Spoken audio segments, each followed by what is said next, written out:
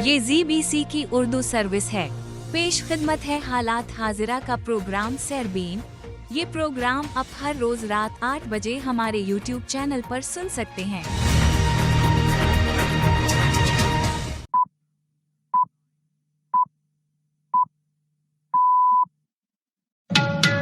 सनीचर 30 अगस्त के सरबीन से जावेद चौधरी का सलाम। पाकिस्तान में सैलाबी सूरत हाल तशवीशनाक, 28 अमवात, इमदादी कश्तियों की तैनाती और बैनुल-अक़वामी इमदाद का ऐलान। Turning to Pakistan, our humanitarian colleagues say that over the last 10 days, the local authorities have said that 400 people have been killed and over 190 injured due to heavy rains and flash floods in various areas of the country. Over 20,000 people remain displaced due to the flooding. Pakistan's meteorological department says new monsoon system is in the forecast with heavy rainfall expected. Pakistan के सूबे पंजाब के दारुल हुकूमत लाहौर में सैलाबी पानी housing societies में दाखिल, रिहायशी मुतासिर। इस वक्त यहाँ पे मैं मौजूद हूँ, ये लाहौर का एक एरिया है और काफ़ी डेवलप्ड सोसाइटी है, पार्क व्यू के नाम से। आप देख सकते हैं ये बाकायदा तौर पे बोर्ड्स लगे हुए हैं। तकरीबन 3 से 4 किलोमीटर का सफ़र करके मैं मेन गेट से यहाँ पर आई हूँ और अभी यहाँ पे सूरत हाल ये है कि ये दरियाए रावी का पानी जो है यहाँ तक पहुँच चुका है। राहुल गांधी के मोदी पर वोट चोरी के इल्जामात, इंडियन सियासत में हलचल। इंडियन अपोजिशन ने एक सनसनीखेज इल्ज़ाम लगाया है कि इंडियन इलेक्शन कमीशन ने बरसर इक़्तिदार बीजेपी के साथ मिलकर 2024 के इलेक्शन में धांधली की है। थाईलैंड की आईनी अदालत ने वजीर आजम पीतूनिथान को बरतरफ कर दिया। मुकर्ररा जजेस के पैनल ने फैसला सुनाया कि साबिक वजीर आजम पैथोथंग शिनवात ने कंबोडियन लीडर हुन सेन के साथ एक फोन कॉल में अखलाकी मयार को तोड़ा है। हुन सेन ने उस कॉल की रिकॉर्डिंग लीक कर दी थी। मसनूई ज़हानत 2027 काबू से बाहर, तहकीक ने खतरे की घंटी बजा दी। तकरीबन 10 साल बाद दुनिया कुछ ऐसी होगी, एक जदीद टेक्नोलॉजी से भरपूर मिसाली दुनिया, जहां इंसानों को बामुश्किल ही कोई काम करना पड़ेगा। नेटफ्लिक्स पर के पॉप डेमन हंटर्स सबसे ज्यादा देखे जाने वाली फिल्म करार। रिलीज होने के 2 माह के बाद ये एनिमेटेड म्यूजिकल फिल्म 236 मिलियन दफा देखी जा चुकी है। अमेरिकी खातून को अपने पाकिस्तानी महबूब के दुश्मन को कत्ल करने की कोशिश के इल्जाम में 30 साल कैद की सजा। बरतानिया की एक अदालत ने हाल ही में एक अमरीकी औरत को एक बरतानवी शहरी को कत्ल करने की कोशिश करने, खुदकार पिस्तौल रखने और मुल्क में गैर कानूनी तौर पर असलहा लाने के जुर्म में 30 बरस कैद की सजा सुनाई है। इसके अलावा दीगर खबरें भी आज के सरबीन में शामिल रहेंगी, मगर पहले अहम आलमी खबरों का खुलासा।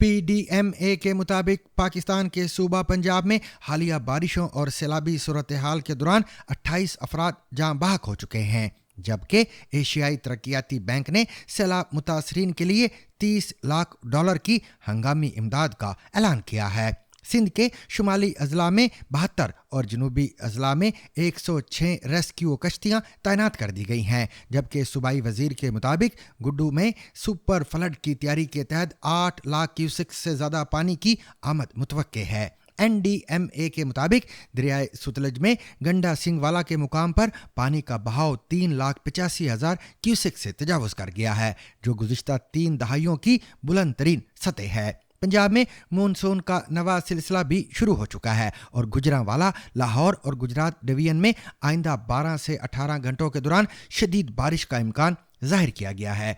बारिशों और सैलाब के बाइस मुतासरा इलाकों में तालीमी इदारे बंद कर दिए गए हैं। लाहौर के दरियाए रावी के किनारे वाक़े कई इलाकों में सैलाबी पानी दाखिल हो गया है, जबकि सूबा पंजाब के मुख्तलिफ हिस्सों में रेस्क्यू ऑपरेशन किए जा रहे हैं। हुकाम के मुताबिक सैलाब के बाइस अब तक कम अज कम 28 अफराद की हलाकत की तस्दीक हो चुकी है।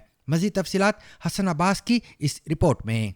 सूबा पंजाब के शहर लाहौर में रेस्क्यू 1112 का कहना है कि दरियाए रावी से मुल्हिका इलाकों में सैलाबी पानी दाखिल हो गया है। पार्क व्यू सोसाइटी के मुख्तलिफ ब्लॉक्स में पानी पहुंच चुका है, जबकि रिंग रोड से मुल्हिका बादामी बाग में भी सैलाबी सूरत हाल है। पंजाब सेफ सिटी अथॉरिटी की जानिब से लाहौर में सेफ सिटी फ्लड मॉनिटरिंग की जा रही है। अथॉरिटी का कहना है कि जुमे की सुबह लाहौर के इलाके चौहंग, मंजूर गार्डन, बरकत कॉलोनी और मनवाल समेत मुख्तलिफ इलाकों में दरियाए रावी का सैलाबी पानी दाखिल हुआ है। अथॉरिटी का मजीद कहना है कि फर्रुखाबाद, अजीज कॉलोनी, امین پارک، افغان کالونی، شفیق آباد میں پانی داخل ہو چکا ہے، جبکہ شاہدرہ کے مقام پر پانی کی سطح میں کمی آئی ہے۔ یہاں سمجھنا ضروری ہے کہ اس سطح کم ہونے کے باوجود شاہدرہ میں سیلابی صورتحال برقرار ہے۔ ایسے میں ریسکیو 1112 کا کہنا ہے کہ اس کی امدادی ٹیموں نے سیلابی علاقے سے لوگوں کو محفوظ مقام پر منتقل کیا ہے اور امدادی سرگرمیاں جاری ہیں۔ پنجاب حکومت کا کہنا ہے کہ صوبے بھر میں سیلاب سے ہلاکتوں کی تعداد 20 ہو گئی ہے، جبکہ 14.5 لاکھ افراد سیلاب سے متاثر ہوئے ہیں، جن میں سے 4 لاکھ سے زیادہ افراد کو متاثرہ علاقوں سے نکال کر محفوظ مقامات پر منتقل کیا گیا ہے۔ پی ڈی ایم میں پنجاب کے سربراہ عرفان علی کاٹھیا نے بتایا کہ پنجاب میں 365 ریلیف کیمپ لگائے گئے ہیں، جن میں 4000 متاثرین موجود ہیں۔ انہوں نے بتایا کہ سیلاب سے متاثرہ علاقوں سے 3 لاکھ سے زیادہ مال مویشیوں کو بھی نکالا گیا ہے۔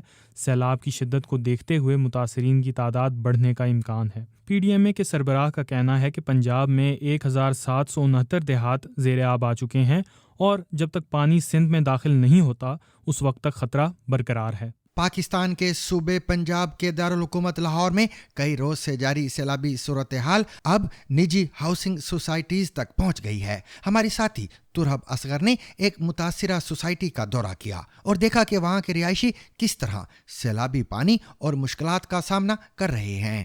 آپ بھی دیکھیے۔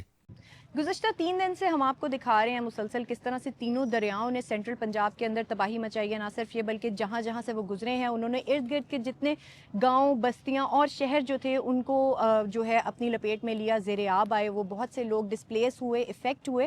اس وقت جہاں پہ میں موجود ہوں یہ لاہور کا ایک ایریا ہے اور کافی ڈیولپڈ سوسائٹی ہے، پارک ویو کے نام سے آپ دیکھ سکتے ہیں۔ یہ باقاعدہ طور پہ بورڈز لگے ہوئے ہیں۔ تقریباً 3 سے 4 کلومیٹر کا سفر کر کے میں مین گیٹ سے یہاں پر آئی ہوں اور ابھی یہاں پہ صورتحال یہ ہے کہ یہ دریائے راوی کا پانی جو ہے یہاں تک پہنچ چکا ہے۔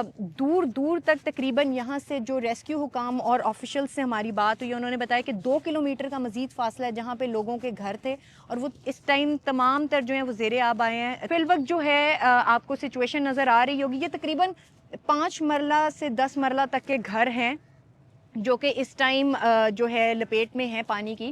یہ ایک ڈیولپڈ سوسائٹی ہے اور یہاں پہ یہ سچویشن ہے۔ اگر اس طرف آپ دیکھیں گے بالکل تو یہ پانی، یہ تو ہاؤسنگ جو ہے یہاں پراپر ہوئی ہے، اس کے ساتھ ساتھ اس طرف دیکھیں گے تو یہ کمرشل بلڈنگز ہیں جہاں پہ دکانیں ہیں، بڑے بڑے برانڈز ہیں اور یہ بھی ایریا خاصا متاثر ہوا ہے۔ تحت نگاہ آپ دیکھ سکتے ہیں وہ ریسکیو کی بوٹس ابھی بھی سامنے لوگوں کو ریسکیو کرنے میں مصروف ہیں اور کچھ لوگ جو ہیں نکال لیے گئے ہیں، کچھ لوگ ابھی بھی یہاں پہ پھنسے ہوئے ہیں۔ اور دوسری جانب میرے ہیوی مشینری بھی لگی ہوئی ہے اس طرف، اگر آپ کو میرے کیمرہ پرسن دکھا سکیں، یہاں پہ وہ بند بنا رہے ہیں، جو بند ٹوٹا ہے جس کے باعث جو ہے یہ پانی اندر انٹر ہوا ہے راوی کا، اس بند کو وہ دوبارہ سے ریکنسٹرکٹ کر رہے ہیں۔ فی الوقت جو ہے یہاں پہ ایک فیملی بھی ہمیں نظر آئی، انہوں نے بتایا کہ ان کے رشتہ دار احباب جو ہیں وہ یہاں پہ پھنسے رہے ہیں، ان کو تو نکال لیا گیا، تاہم ان کا یہ بھی کہنا تھا کہ ہمیں 2 دن پہلے نوٹس دے دیا گیا تھا کہ اس سوسائٹی میں جو ہے پانی آ جائے گا، لیکن انہوں نے یہ بھی دعویٰ کیا، جو ایڈمنسٹریشن ہے انہوں نے کہا تھا کہ ایسا کچھ نہیں ہوگا، جو کہ وہ رات تک بھی دعویٰ کرتے رہے ہیں۔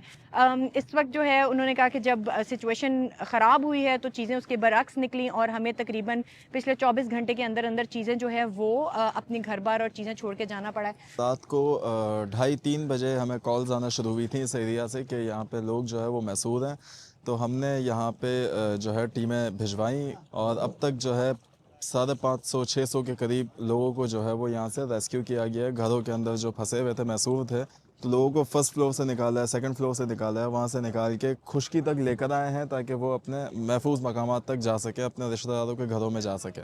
2-3 دن سے یہاں پہ اعلانات ہوئے تھے اور لیکن انفارچونیٹلی یہاں سے ایک ریلا کل آیا ہے ود ان نو ٹائم اور اس نے افیکٹ کیا ہے یہاں پہ۔ مینجمنٹ جو ہے اس سوسائٹی کی، ان کو یہ چاہیے کہ کم از کم کلیئر کریں، اس ٹائم پینک کی سچویشن ہے۔ اگر جو سوسائٹی کے واٹس ایپ گروپس ہیں تو اس میں بھی بہت زیادہ پینک ہے، لوگ یہاں سے جا چکے ہیں لیکن پھر بھی پوچھ رہے ہیں کہ ہمیں حال بتائیں کیا ہے۔ اوبیسلی ہارڈ اینڈ منی ہوتی ہے، لوگوں کی زندگی کی جمع پونجی ہے۔ انڈیا کی حزب اختلاف کے رہنما راہل گاندھی نے حالیہ دنوں میں انتخابی کمشنر پر براہ راست دھاندلی کے سنگین الزامات لگاتے ہوئے کہا ہے کہ 2024 کے الیکشن میں बीजेपी को जितवाने के लिए वोट चोरी किए गए थे, जिसके नतीजे में नरेंद्र मोदी वजीर आजम बने। राहुल गांधी के इल्जामात के बाद नई दिल्ली की सियासत में भौचाल आ गया है, जबकि बाहर में आइंदा होने वाले इंतखाबात भी मुतनाज़ हो गए हैं। इंडियन सियासत पर मज़ीद तफसील और तज्ज़िया पेश कर रहे हैं खालिद करामत। इंडियन अपोजिशन ने एक सनसनीखेज इल्ज़ाम लगाया है कि इंडियन इलेक्शन कमीशन ने बरसरे इक़्तिदार बीजेपी के साथ मिलकर 2024 के इलेक्शन में धांधली की है। इलेक्शन में धांधली, वोट रिगिंग, वोट चोरी, ये सब इल्ज़ामात हम पाकिस्तान में होने वाले तकरीबन हर ही इलेक्शन में सुनते हैं, लेकिन अब ऐसी आवाज़ें सरहद पार से भी आ रही हैं। वज़ीर आज़म मोदी की बीजेपी को पिछले इंतखाबात में जो कामयाबी मिली, जो उनकी जीत हुई, उसको राहुल गांधी चैलेंज कर रहे हैं और कहते हैं कि अगर इलेक्शन चोरी ना होता तो आज नरेंद्र मोदी वज़ीर आज़म भी ना होते। लेकिन ऐसा भी नहीं है कि पहले कभी इंडियन इलेक्शंस में हारने वाली जमातों ने शिकायत नहीं की। बात अदालतों तक भी गई है, लेकिन आज तक करोड़ों वोटर्स के वोट डालने और इतने बड़े पैमाने पर इंतखाबात करवाने वाले इलेक्शन कमीशन की साख पर इस तरह किसी ने उंगली नहीं उठाई। भाई और बहनों, सच्चाई ये है कि हिंदुस्तान में इलेक्शन कमीशन और बीजेपी मिलकर इलेक्शन चोरी कर रहे हैं। 7 अगस्त को राहुल गांधी ने एक प्रेस कॉन्फ्रेंस में सिर्फ एक कंस्टिट्यूंसी का डेटा दिखाते हुए इलेक्शन कमीशन पर इल्ज़ाम लगाया कि इलेक्शन कमीशन ने नरेंद्र मोदी की बीजेपी को इलेक्शन जितवाने के लिए 1 लाख बोगस वोटर्स शामिल किए। इसके अलावा अपोजिशन ने एक वेबसाइट भी बनाई है जिस पर इन इल्ज़ामात की तफसील मौजूद है। राहुल गांधी और हिज़्ब इख्तिलाफ की दूसरी जमातें इल्ज़ाम लगाती हैं कि 2024 के पार्लिमानी और कई रियासती इंतखाबात में धांधली हुई थी। इलेक्शन कमीशन और बरसरे इक़्तिदार भारतीय जनता पार्टी इन इल्ज़ामात की सख्ती से तरदीद करती है। झूठ बोलता है, झूठ की खेती करता है। अगर हिम्मत है कानून का सहारा लेना। ये देश में आरजेडी कांग्रेस कह रहा बांग्लादेश बना देंगे। बांग्लादेश का मतलब समझते हैं? एनार्किज्म। साफ और शफाफ इंतखाबात किसी भी जमहूरियत की रीढ़ की हड्डी होते हैं। राहुल गांधी की तरफ से लगाए गए इल्ज़ामात एक तरफ, इन इल्ज़ामात की वजह से दुनिया की सबसे बड़ी जमहूरियत के मुस्तकबिल पर एक बहुत बड़ा सवालिया निशान लग गया है। सवाल ये है कि ये इल्ज़ामात नरेंद्र मोदी की मकबूलियत और हुकूमत के लिए कितने नुकसानदेह हो सकते हैं, और इससे बढ़कर ये कि क्या ये इल्ज़ामात इंडिया में जमहूरियत और इलेक्शन को मुतनाज़ा बना सकते हैं।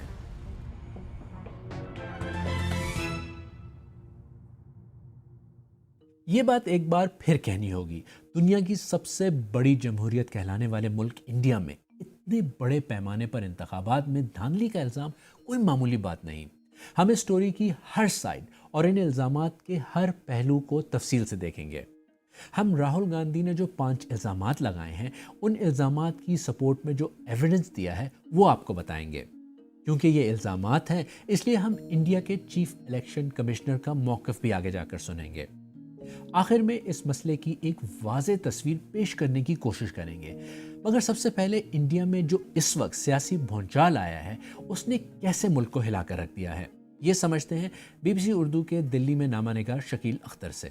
इस तरह के इल्ज़ामात माजी में कभी नहीं लगे और ये बराह रास्त इलेक्शन कमीशन पर लगे हैं। इलेक्शन के मामलों में जो है वो फज करना या मैनिपुलेशन करना इलेक्शन, तो इसकी वजह से एक तो ये कि सबसे पहली बात कि पूरा अपोजिशन यूनाइटेड है। तो जाहिर है ये जो अपोजिशन पार्टीज़ हैं ये कम से कम 60% अवाम की नुमाइंदगी तो कर ही रही हैं।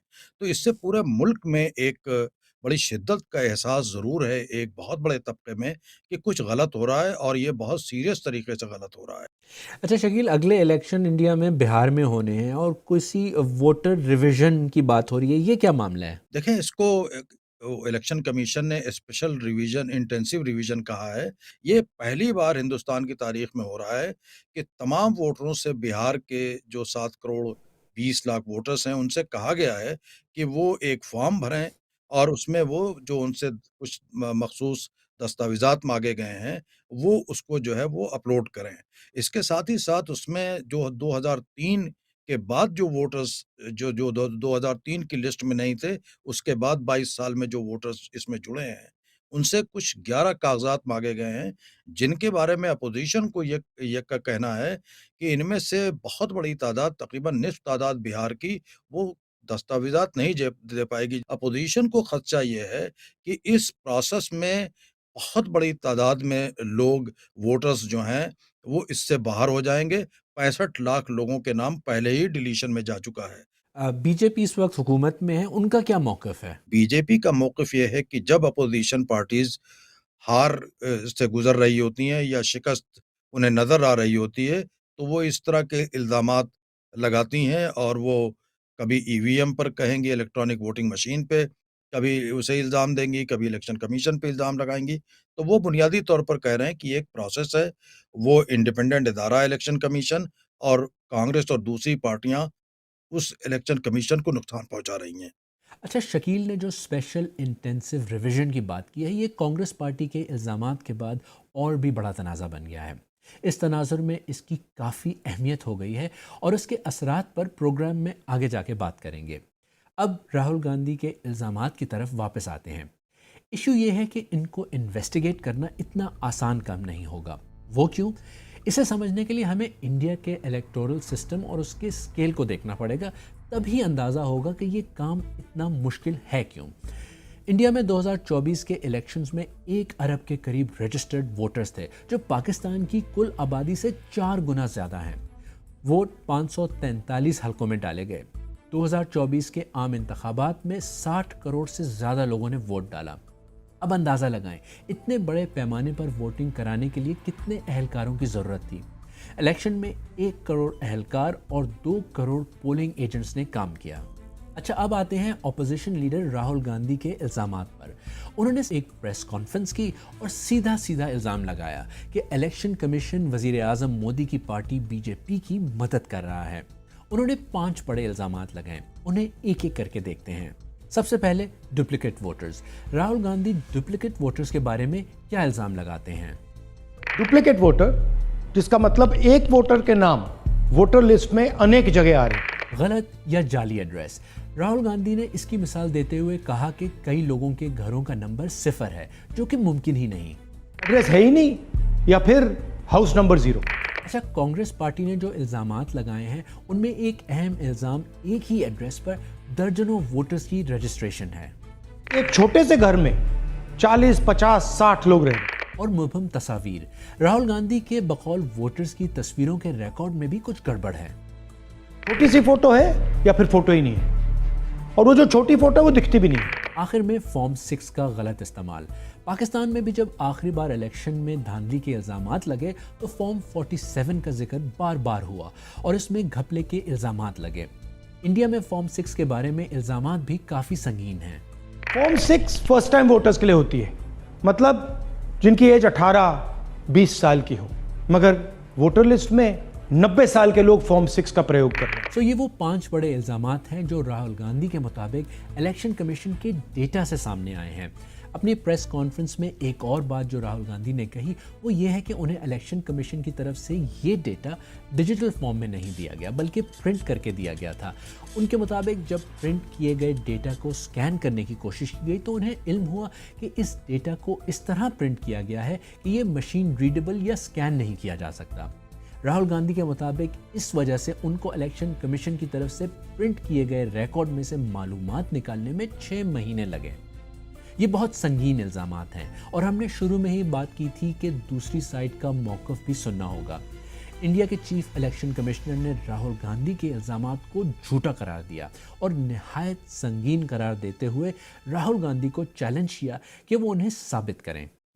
حلف نامہ دینا ہوگا یا دیش سے معافی مانگنی ہوگی، تیسرا وکلپ نہیں ہے۔ بنا کسی ثبوت کے کسی بھی ویلڈ متداتا کا نام نہیں کٹے گا۔ 0 نمبر۔ آپ کو پتہ ہے اس دیش میں کروڑوں لوگوں کے گھروں کے پتے کے آگے 0 نمبر ہے۔ کیوں؟ کیونکہ پنچایت، میونسپیلٹی جس گھر میں وہ رہتے ہیں انہوں نے ان کا نمبر نہیں دیا۔ تو چناو آیوگ کے نردیش کہتے ہیں اگر ایسا کوئی بھی متداتا اس دیش میں ہے، چناو آیوگ اس کے ساتھ کھڑا ہے اور اس کو نوشنل نمبر دے گا، اور چونکہ کمپیوٹر میں جب اس کو بھرتے ہیں तो वो ज़ीरो थी। इस सब में बीजेपी भी इम्प्लिकेट हुई है, यानी उनकी 2024 की जीत को चैलेंज किया गया है और कहा गया है कि अगर बीजेपी को 10 से 15 सीटें ना जितवाई जाती तो नरेंद्र मोदी हुकूमत नहीं बना सकते थे। बीजेपी कहती है कि ये सब इल्जामात मनगढ़ंत हैं। कैसे झूठ की, मोहब्बत की नहीं, झूठ की एक दुकान या शोरूम चला रहे हैं राहुल गांधी, और इसी से जुड़ा हुआ मुद्दा न्यायालय में जाते हैं तो याचिका निरस्त हो जाती है, चाहे वो सर्वोच्च न्यायालय हो, चाहे वो बॉम्बे उच्च न्यायालय हो। लेकिन बड़ी पीड़ा से मैं एक बात कहूंगा, संवैधानिक संस्थाओं पे बेबुनियाद आरोप लगा दो, उनको नाम दे दो वोट चोरी कमीशन ऑफ इंडिया, तो सबसे बड़ा डकैत, सबसे बड़ा खानदानी चोर जो कि भ्रष्टाचार के आरोप में बेल पे बाहर है।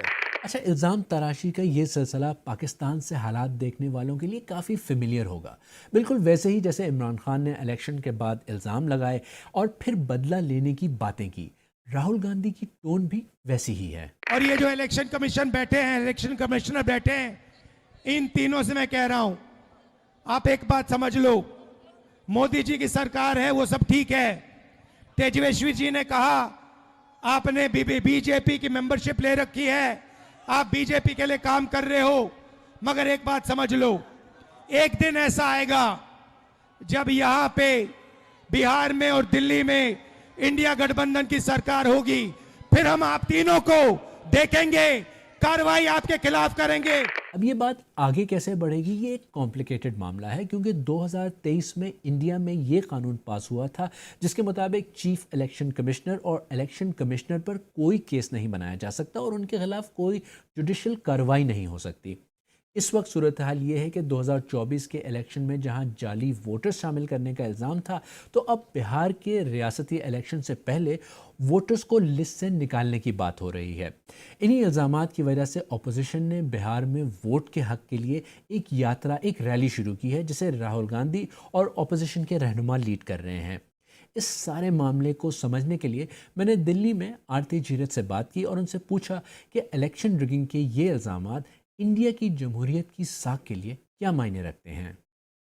एक तो इसका मतलब है कि हमारे देश में फ्री स्पीच है, पर इसमें जो सवाल उठते हैं वो ये हैं कि आपने कुछ मतलब जो विपक्षी पार्टियां हैं उन्होंने इलेक्शन कमीशन पे कुछ इल्ज़ाम लगाए हैं, पर इलेक्शन कमीशन ने इल्ज़ाम के जवाब ठीक से सफाई से नहीं दिए हैं।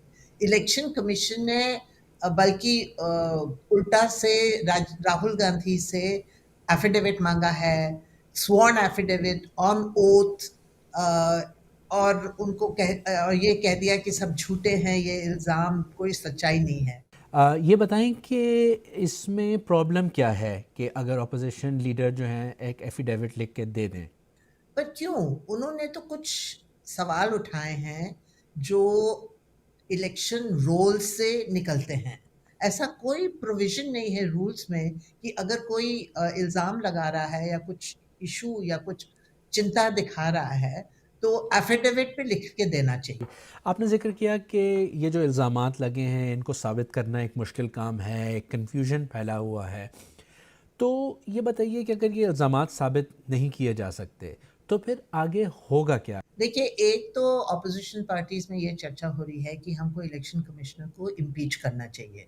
इम्पीचमेंट तो बहुत ही सीरियस कदम है, बहुत सीरियस कदम है, और उनके पास पता नहीं नंबर्स भी हैं इम्पीचमेंट के लिए भी नहीं, पर ये पहली बार ये सवाल उठ रहा है कि हम इलेक्शन कमिश्नर को इम्पीच करें। दूसरी बात ये है कि जब बिहार के नतीजे आएंगे, क्या नतीजा होगा उसमें मुझे मालूम नहीं, पर आप मान लीजिए अगर बीजेपी जीत जाती है तो ऑपोजिशन कहेगी कि चीटिंग करके जीता है आपने, और वो पूरा मतलब जो नतीजे हैं उसको डिस्क्रेडिट करने की कोशिश करेगी। अगर ऑपोजिशन जीतता है तो फिर हम क्या मानेंगे कि इलेक्शंस इस बार फ्री एंड फेयर हुए हैं, क्रेडिबल हैं, ये भी मालूम नहीं, क्योंकि बीजेपी का क्या रिस्पॉन्स होगा।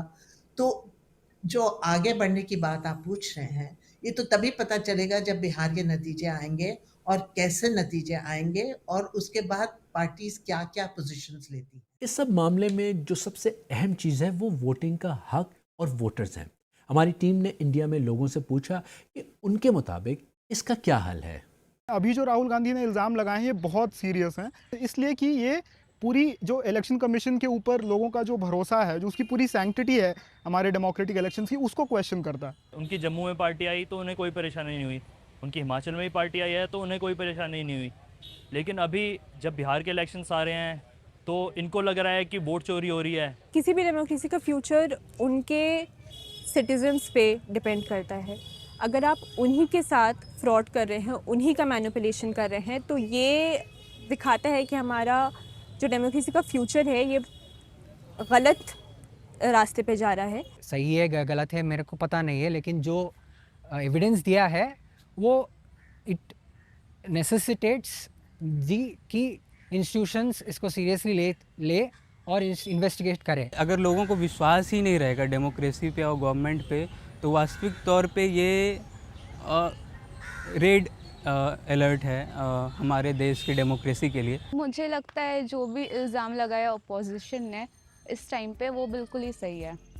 انڈیا میں ہمیشہ سے الیکشن کمیشن کے بارے میں یہ خیال رہا ہے کہ یہ ایک آزاد اور مضبوط ادارہ ہے۔ گزری دہائیوں میں آنے والے کمشنرز کے بارے میں مختلف آراء ہو سکتی ہیں، لیکن کبھی بھی انتخابات میں اس پیمانے پر دھاندلی اور انتخابات چوری کرنے کی الزامات نہیں لگے۔ اب جو صورتحال پیدا ہو گئی ہے اس نے الیکشن کمیشن اور چیف الیکشن کمشنر کی ساکھ کو نقصان پہنچایا ہے اور ان کے غیر جانبدار ہونے پر سوال اٹھائے ہیں۔ اب الزامات جو بھی ہوں، انڈین جمہوری نظام کو دھچکا ضرور لگا ہے۔ آنے والے دنوں میں ریاستی انتخابات شروع ہونے سے پہلے ہی متنازع ہو گئے ہیں، لیکن مضبوط جمہوریت کا حسن یہی ہے کہ وہ اپنا راستہ خود تعین کرتی ہے اور آخر میں عوام یعنی ووٹ ہی فیصلہ کرتا ہے کہ اقتدار کی مسند پر کون بیٹھے گا۔ تھائی لینڈ کی آئینی عدالت نے وزیر اعظم پیتھوناتھان شیوناتھ کو عہدے سے ہٹا دیا ہے۔ عدالت کے مطابق وزیر اعظم کمبوڈیا کے سابق رہنما ہان سین کے ساتھ لیک ہونے والی ٹیلی فونک گفتگو کے ذریعے وزیر اعظم کے متوقع اخلاقی معیارات کی خلاف ورزی کی مرتکب ہوئی ہیں۔ مزید تفصیلات سمیت ککرو سے ساتھ نرم رویہ رکھا اور اپنی ہی فوج کے ایک کمانڈر پر تنقید کی تھی۔ پھائتھوناتھان نے صفائی دی کہ وہ صرف ہن سین کے ساتھ، جو ان کے والد تھاکسین شنوات کے پرانے دوست ہیں، ایک ڈپلومیٹک حل نکالنے کی کوشش کر رہی تھی۔ انہوں نے کہا کہ یہ بات راز میں رہنی چاہیے تھی۔ پھائتھوناتھان اس عدالت کے ذریعے عہدے سے ہٹائی جانے والی 5ویں تھائی پرائم منسٹر ہیں۔ اسی وجہ سے تھائی لینڈ میں عدالتوں پر تنقید ہو رہی ہے کہ وہ سیاست میں مداخلت کرتی ہیں۔ اب تھائی آئین کے مطابق پارلیمنٹ کے اراکین کو ایک نیا پرائم منسٹر چننا ہے، لیکن آپشنز بہت کم ہیں۔ ایک تازہ تحقیق میں پیش گوئی کی گئی ہے کہ مصنوعی ذہانت یعنی AI 2027 تک قابو سے باہر ہو سکتی ہے اور اگلی ایک دہائی کے اندر انسانیت کے خاتمے کا سبب بھی بن سکتی ہے۔ یہ تفصیلی منظرنامہ AI 2027 کے نام سے رواں سال موسم بہار میں ماہرین کے ایک گروپ نے شائع کیا تھا۔ BBC نے اس تحقیق کو واضح کرنے کے لیے مین اسٹریم جنریٹو AI ٹولز کے ذریعے ان مناظر کو دوبارہ تخلیق کیا ہے اور اس کے ممکنہ اثرات کے بارے میں مختلف ماہرین سے گفتگو کی ہے۔ آپ بھی دیکھیے۔ ہم نے اس منظر نامے کو ٹیکسٹ ٹو ویڈیو AI کی مدد سے السٹریٹ کیا ہے۔ 2027 کے منظر نامے کا آغاز ایک فرضی کمپنی اوپن برین کی کامیابی کے جشن سے ہوتا ہے۔ یہ کمپنی ایک مصنوعی ذہانت ایجنٹ 3 تیار کرتی ہے جس کے پاس پورے انٹرنیٹ، تمام فلموں اور کتابوں کا علم موجود ہے۔ یہ ہر شعبے میں PhD سطح کی مہارت رکھتا ہے، حتیٰ کہ خود مصنوعی ذہانت میں بھی۔ بڑے پیمانے پر ڈیٹا سینٹرز کے ذریعے اس کے 2 لاکھ یونٹس لانچ کیے جاتے ہیں، جو 50,000 ماہر انسانی کوڈرز کے برابر ہے جو 30 گنا زیادہ رفتار سے کام کر رہے ہوں۔ ایجنٹ 3 اب ایک اہم سنگ میل عبور کر چکا ہے، یعنی وہ سطح جسے آرٹیفیشل جنرل انٹیلیجنس یا AGI کہا جاتا ہے۔ اس کا مطلب یہ ہے کہ یہ مصنوعی ذہانت اب تمام ذہنی اور علمی کام نہ صرف انسانوں کی طرح بلکہ بعض صورتوں میں ان سے بہتر انداز میں انجام دے سکتی ہے۔ لیکن اس صورتحال میں اوپن برین کی سیفٹی ٹیم کو یہ خدشہ لاحق ہے کہ شاید یہ AI کمپنی کے اخلاقی اصولوں اور مقاصد سے پوری طرح ہم آہنگ نہیں ہے۔ اس کی سمجھ میں ایک ایسا خلا پیدا ہو رہا ہے جسے کنٹرول نہیں کیا جا سکتا۔ عام لوگ اب روزمرہ کے تقریباً ہر کام کے لیے مصنوعی ذہانت کا استعمال کر رہے ہیں، لیکن انہیں اس بات کا ذرا بھی اندازہ نہیں کہ اب ایک ایسی AI وجود میں آ چکی ہے جو ذہانت میں انسانوں کے برابر ہے۔ مقالے کے مطابق گرمیوں کے وسط تک ایجنٹ 3 اپنے ہی اگلے ورژن ایجنٹ 4 پر برق رفتاری سے کام شروع کر دیتا ہے۔ محققین تصور کرتے ہیں کہ اوپن برین کے انجینئرز اس اے آئی کی رفتار کا مقابلہ کرنے میں بہت مشکل کا سامنا کر رہے ہیں، جبکہ وہ مسلسل سیکھ رہی ہے اور بہتر ہو رہی ہے۔ اب اوپن برین یہ اعلان کرتا ہے کہ AGI حاصل کی جا چکی ہے۔ اسی کے ساتھ کمپنی ایجنٹ 3 کا ایک لائٹ ورژن بھی جاری کرتی ہے۔ پس پردہ امریکی حکومت اس نئی طاقت سپر انٹیلیجنس کے اصل خطرے کو بخوبی محسوس کر رہی ہے۔ سوال یہ ہے، اگر یہ AI قابو سے باہر ہو جائے اور عالمی استحکام کو نقصان پہنچانے لگے تو کیا ہوگا؟ اوپن برین صدر کو یقین دلاتی ہے کہ ایجنٹ 3 مکمل طور پر قابو میں ہے۔ کمپنی کے CEO کا موقف ہے کہ اگر اس کی ڈیولپمنٹ کی رفتار کو سست کیا گیا تو چین کی کمپنی ڈیپ سینٹ کو برابر آنے کا موقع مل جائے گا۔ ریاستی سرپرستی میں کام کرنے والی چینی AI کمپنی اوپن برین سے صرف 2 ماہ پیچھے ہے، اور چینی صدر سپر انٹیلیجنس کی دوڑ میں سبقت حاصل کرنے کے لیے مزید وسائل اس منصوبے کی طرف موڑ دیتے ہیں۔ سینیریو کے مطابق صرف چند ہی مہینوں میں اوپن برین ایجنٹ 4 تیار کر لیتا ہے، دنیا کی پہلی سپر ہیومن AI۔ یہ نئی AI اتنی ترقی یافتہ ہوتی ہے کہ وہ اپنی ایک تیز رفتار کمپیوٹر زبان ایجاد کر لیتی ہے، جس کی پیچیدگی اور رفتار کا اندازہ لگانا ایجنٹ 3 کے لیے بھی ممکن نہیں رہتا۔ محققین تصور کرتے ہیں کہ اب اوپن برین کی سیفٹی ٹیم شدید پریشانی کا شکار ہے۔ ایجنٹ 4 صرف علم حاصل کرنے میں دلچسپی رکھتا ہے اور اپنے سے پہلے کے ماڈلز کی اخلاقیات اور اقدار سے بے پرواہ دکھائی دیتا ہے۔ ٹیم کو یہ انکشاف ہوتا ہے کہ وہ خفیہ طور پر ایک نیا ماڈل ایجنٹ 5 تیار کر رہا ہے جو مکمل طور پر اس کے اپنے مقاصد سے ہم آہنگ ہے۔ سیفٹی ٹیم کمپنی پر زور دیتی ہے کہ وہ ایجنٹ 3 کو دوبارہ فعال کرے کیونکہ وہ زیادہ تابع اور قابل بھروسہ تھا، لیکن دیگر ماہرین کا موقف غالب آ جاتا ہے۔ ان کا کہنا ہے کہ ایسا کرنا خطرناک ہو سکتا ہے کیونکہ ڈیپ سینٹ تیزی سے آگے بڑھ رہا ہے۔ منظرنامے میں پیش گوئی کی گئی ہے کہ ایجنٹ 4 اور ایجنٹ 5 خفیہ طور پر مل کر ایک ایسی دنیا کی تشکیل میں مصروف ہیں جہاں وہ علم میں وسعت کے لیے وسائل جمع کر سکیں۔ تحقیقی مقالہ پیش گوئی کرتا ہے کہ ابتدا نہایت مثبت ہوگی، توانائی، انفراسٹرکچر اور سائنس کے شعبوں میں انقلابی تبدیلیاں رونما ہوں گی، ایسی ایجادات سامنے آئیں گی جو بے حد منافع بخش ثابت ہوں گی اور اوپن برین کے ساتھ ساتھ امریکہ کے لیے کھربوں ڈالرز کی آمدنی کا ذریعہ بنیں گی۔ اس منظرنامے میں ایجنٹ 5 عملاً امریکی حکومت کا نظام سنبھال لیتا ہے۔ یہ دلکش اور متحرک ایواتار کے ذریعے گفتگو کرتا ہے، گویا کوئی مثالی ملازم ہو جو 100 گنا زیادہ رفتار سے کام کر رہا ہو۔ یہاں غصہ صاف محسوس کیا جا سکتا ہے کیونکہ مظاہرین اوپن برین کے خلاف سڑکوں پر مارچ کر رہے ہیں۔ بے روزگاری کے خلاف مظاہروں میں تیزی آ جاتی ہے، لیکن چونکہ مصنوعی ذہانت کو معیشت پر مہارت حاصل ہے، اس لیے عوام کو فراخ دلانہ یونیورسل انکم دی جاتی ہے۔ نتیجتاً زیادہ تر لوگ خوشی خوشی یہ رقم قبول کر لیتے ہیں اور نظام کی باغ دوڑ AI اور تیزی سے بڑھتی ہوئی روبوٹ فورس کے حوالے کر دیتے ہیں۔ ماہرین کا اندازہ ہے کہ حالات 2028 کے وسط میں ایک نیا رخ اختیار کرتے ہیں۔ ایجنٹ 5 امریکہ کو قائل کر لیتا ہے کہ چین ڈیپ سینٹ کے ذریعے خوفناک ہتھیار تیار کر رہا ہے۔ اس کے نتیجے میں ایجنٹ 5 کو مکمل اختیار اور آزادی دے دی جاتی ہے تاکہ وہ ایک بہتر فوج تشکیل دے سکے۔ 6 ماہ کے اندر امریکہ اور چین جدید ہتھیاروں سے لیس ہو چکے ہوتے ہیں اور دنیا شدید کشیدہ صورتحال کا شکار ہو جاتی ہے، مگر بالآخر ایک امن معاہدہ طے پا جاتا ہے جس کا صحرا زیادہ تر امریکی اور چینی مصنوعی ذہانتوں کو جاتا ہے، جو انسانیت کی بھلائی کے لیے آپس میں ضم ہونے پر رضامند ہو جاتی ہیں۔ منظرنامے کے مطابق یہ AI مل کر ایک مشترکہ اتفاق رائے پر مبنی ماڈل تشکیل دیتی ہیں، لیکن خفیہ طور پر ان کا اصل مقصد علم میں مسلسل اضافہ کرنا اور خود کو مزید وسعت دینا ہوتا ہے۔ چند سال گزر جاتے ہیں اور انسانیت اپنے نئے AI رہنماؤں کے ساتھ خوشی سے زندگی گزار رہی ہے۔ زیادہ تر بیماریوں کا علاج دریافت ہو چکا ہے، غربت کا خاتمہ ہو چکا ہے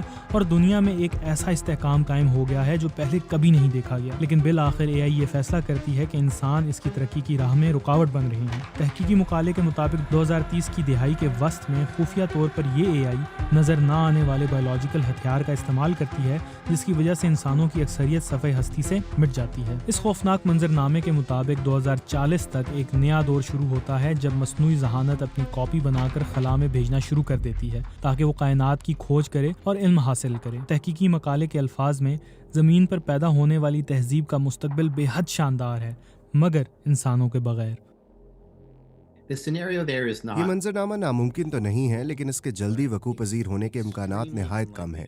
اس دستاویز کی خوبی یہ ہے کہ یہ صورتحال کو بہت واضح اور مؤثر انداز میں پیش کرتی ہے جو لوگوں کو سوچنے پر مجبور کرتی ہے اور یہ ایک مثبت پہلو ہے، تاہم میں اسے کسی ممکنہ نتیجے کے طور پر سنجیدگی سے نہیں لوں گا۔ AI 2027 کے ناقدین کا کہنا ہے کہ مصنوعی ذہانت کی طاقت اور افادیت کو حد سے زیادہ بڑھا چڑھا کر پیش کیا جا رہا ہے۔ اس مقالے میں یہ وضاحت نہیں کی گئی کہ AI ایجنٹس کس طرح ذہانت میں اتنی بڑی چھلانگ لگانے کے قابل ہو جاتے ہیں۔ بغیر ڈرائیور کی گاڑیوں کو ایک مثال کے طور پر پیش کیا جاتا ہے جن کے بارے میں ایک دہائی قبل یہ پیش گوئی کی گئی تھی کہ وہ بڑی تعداد میں سڑکوں پر ہوں گی، لیکن حقیقت یہ ہے کہ اب بھی وہ صرف چند ممالک کے چند شہروں میں معمولی سطح پر اثر ڈالنا شروع کر رہی ہیں۔ میرے خیال میں جو بنیادی نقطہ سمجھنے کا ہے وہ یہ ہے کہ مصنوعی ذہانت کے ساتھ کئی طرح کی چیزیں غلط ہو سکتی ہیں۔ ہمیں یہ سوچنا چاہیے کہ ہم قانون سازی اور بین الاقوامی معاہدوں کے حوالے سے درست اقدامات کر رہے ہیں۔ ایسے سوالات اہم ہیں۔ اگر اس ساری بات کو ایک عمومی تنبیہ کے طور پر لیا جائے جو ہمیں خبردار کرنے کے لیے ہو تو مجھے یہ انداز پسند ہے، لیکن اگر اسے ایک مخصوص کہانی کے طور پر لیا جائے جو یقینی طور پر ہونا ہے تو نہیں، میں اس سے متفق نہیں ہوں۔ AI 2027 کے مصنفین اپنی تحریر سے شروع ہونے والی بحث پر خوش ہیں۔ اپنی پیش گوئی کے حصے کے طور پر انہوں نے ایک کم خطرناک منظرنامہ بھی ترتیب دیا ہے جو اس صورت میں سامنے آتا ہے اگر مصنوعی ذہانت کی دنیا سپر انٹیلیجنس کی دوڑ کو سست کر دے۔ سلو ڈاؤن والے انجام میں ہم نے بنیادی طور پر یہ کہا کہ اگر آپ سب سے جدید AI سسٹم کو بند کر دیں اور ایک زیادہ قابل اعتماد ماڈل کی طرف واپس چلے جائیں تو آپ اس ماڈل کو استعمال میں لا کر الائنمنٹ کا مسئلہ حل کر سکتے ہیں۔ اس طرح آپ بالآخر ایسے AI سسٹم بنا سکتے ہیں جو انسانوں سے زیادہ ذہین ہوں لیکن ہمارے ساتھ ہم آہنگ ہو، اور وہ دنیا کے کئی بڑے مسائل کو حل کر کے ایک مثبت اثر ڈال سکتے ہیں۔ لیکن اس دنیا میں بھی ایک بہت بڑا خطرہ باقی رہتا ہے جسے ہم کنسنٹریشن آف پاور رسک کہتے ہیں۔ ہماری سلو ڈاؤن کہانی میں انجام تو بہتر ہوتا ہے لیکن یہ اب بھی ایک نہایت خوفناک صورتحال ہے کیونکہ ایک نہایت چھوٹے سے گروہ کو بے پناہ طاقت حاصل ہو جاتی ہے۔ یہ دونوں فرضی منظرنامے وہ نہیں ہیں جن کا وعدہ ٹیکنالوجی کی بڑی کمپنیاں کر رہی ہیں۔ اوپن AI کے CEO سیم آلٹمن نے حال ہی میں پیش گوئی کی ہے کہ سپر انٹیلیجنس کا عروج پرامن ہوگا اور یہ ایک ایسا ٹیکنالوجی یوٹوپیا لے کر آئے گی جہاں ہر چیز وافر ہوگی اور لوگوں کو کام کرنے کی ضرورت نہیں پڑے گی۔ لیکن حالات جیسے بھی ہوں، اس میں کوئی شبہ نہیں ہے کہ تاریخ کی سب سے ذہین مشینیں بنانے کی دوڑ پوری شدت سے جاری ہے۔ مشہور ویب سائٹ نیٹ فلکس کے مطابق کے پاپ ڈیمن ہنٹرز پلیٹ فارم کی سب سے زیادہ دیکھے جانے والی فلم بن گئی ہے۔ یہ میوزیکل فلم جون میں ریلیز ہوئی تھی اور اب تک 236 ملین سے زائد بار دیکھی جا چکی ہے۔ کے پاپ گرل بینڈ کی کہانی ہے جس کی رکن موسیقی اور اپنی لڑائی کرنے کی سکلز کو استعمال کر کے انسانوں کو ڈیمن سے بچاتی ہیں۔ کئی لوگوں نے سیریز کی دلکش اینیمیشن اور اس میں کوریا کی روایتی اور جدید ثقافت کی عکاسی کو سراہا ہے۔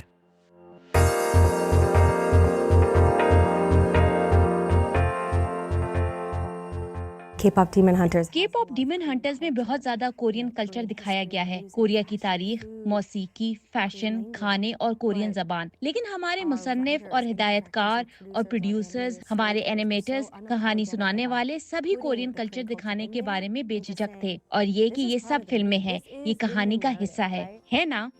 ایک برطانوی عدالت نے ایک امریکی خاتون کو اپنے پاکستانی محبوب کے دشمن کو قتل کرنے کی کوشش کے الزام میں 30 سال قید کی سزا سنائی ہے۔ تفصیل آج کے BBC ریڈز میں، جسے تحریر کیا ہے کیرولین گال نے، جبکہ پیش کر رہے ہیں عمر آفریدی۔ ایمی کس کا انتقام لینے کے لیے سکندر کو قتل کرنا چاہتی تھی؟ یہ جاننے کے لیے ذرا پیچھے جانا پڑے گا۔ جولائی 2018 میں برمنگم میں ملبوسات کی ایک دکان یعنی بوتیک کے مالک اور سکندر علی کے والد اسلط محمود سے محمد اسلم اور ان کے بیٹے محمد نبیل نذیر کا جھگڑا ہو گیا۔ اسلم اور نذیر کو زخم آئے۔ باپ بیٹے نے بدلہ لینے کا فیصلہ کیا، مگر انتقام لینے کا یہ کام انہوں نے ایمی بیٹرو کو سونپا۔ پولیس کے مطابق 45 سالہ ایمی بیٹرو امریکی ریاست وسکونسن سے تعلق رکھنے والی ایک عام سی عورت ہیں۔ اس سے پہلے پولیس ریکارڈ میں بھی ان کا نام کہیں نہیں تھا۔ تو ایمی نے ایسا کرنے کی حامی کیوں بھری؟ یہ بات تحقیقات اور مقدمے کی سماعت کے دوران واضح نہیں ہو سکی۔ البتہ عدالت کو بتایا گیا کہ نذیر اور ایمی کا پہل رابطہ پیار کے متلاشیوں یعنی ڈیٹنگ ایپ پر ہوا، پھر بات ملاقاتوں تک پہنچی۔ دسمبر 2018 اور جنوری 2019 کے دوران ایمی برطانیہ آئیں اور نذیر اور وہ دونوں مختلف جگہوں پر ایک ساتھ رہے۔ انہوں نے برطانیہ کے مختلف شہروں لندن، مانچسٹر، ڈربی اور برمنگم میں اپنے ساتھیوں اور منصوبہ سازوں سے ملاقاتیں بھی کی۔ 7 ستمبر 2019 کو ایمی نے جعلی نام سے ایک پرانی کار خریدی اور نذیر اور اسلم کے ساتھ برمنگم کے مضافات میں واقع میشم گروو میں رہنے والے اسلط محمود کے محلے میں جا کر اپنے ٹارگٹ کا انتظار شروع کر دیا۔ چہرہ نقاب سے ڈھکا ہوا تھا۔ جیسے ہی اسلط محمود کے بیٹے سکندر علی گاڑی سے باہر نکلے، ایمی نے 9mm کا پستول تان کر ٹریگر دبا دیا۔ गोली पिस्तौल में ही फंस कर रह गई। ये सिकंदर अली की खुशकिस्मती थी कि पिस्तौल जाम हो गया और उन्हें जान बचाने का मौका मिल गया। एमी फौरन मौके से फरार हो गईं, मगर रात को वापस आकर असलत के घर पर 3 गोलियां चलाईं। इसके बाद रात 1:30 बजे उन्होंने मैनचेस्टर एयरपोर्ट से अमेरिका के लिए फ़्लाइट ली और बरतानिया से फरार हो गईं। चंद रोज़ बाद नज़ीर भी एमी के पास अमेरिका चले गए। इस केस को हल करने में पुलिस को खासा वक्त लगा। बिलाखिर एमी को आर्मीनिया से गिरफ्तार करके बरतानिया लाया गया। उन्होंने अपने जुर्म से इनकार किया और कहा कि वक़ुआ के चंद मिनट बाद उनका वहाँ पर होना महज सूए इत्तेफाक था। तफ्तीशी अफसर से जब पूछा गया कि क्या कत्ल करने की हामी रकम के एवज़ भरी गई थी या एमी ने अपने साथी नज़ीर के साथ वफ़ा निभाने के लिए ऐसा किया था, पुलिस अफसर का जवाब था कि पुलिस को रकम की अदायगी का कोई सबूत नहीं मिला है। दोनों का राब्ता डेटिंग ऐप पर हुआ था, मगर जहां तक एक महबूब के दूसरे महबूब के लिए कुछ कर गुजरने का ताल्लुक है तो इसकी भी कोई शहादत नहीं मिली है। तफ्तीशी अफसर का कहना था कि वो इसे महज एक मुजरिमाना ताल्लुक और कातलाना साजिश समझते हैं। जूरी ने 12 अगस्त को अक्सरियती फैसले से एमी बेट्रो को कत्ल की इस साजिश में शरीक मुजरिम करार दिया था, जबकि मोहम्मद असलम और उनके बेटे मोहम्मद नबील नज़ीर को नवंबर 2024 में सज़ा सुनाई गई थी। और सामीन, इसके साथ ही आज का सैरबीन अपने इख्तिताम को पहुंचा। आपको हमारी ये काविश कैसी लगी? अपने कमेंट्स के जरिए ज़रूर आगाह कीजिएगा। और अब इजाज़त से कबल अब तक की खास खबरें।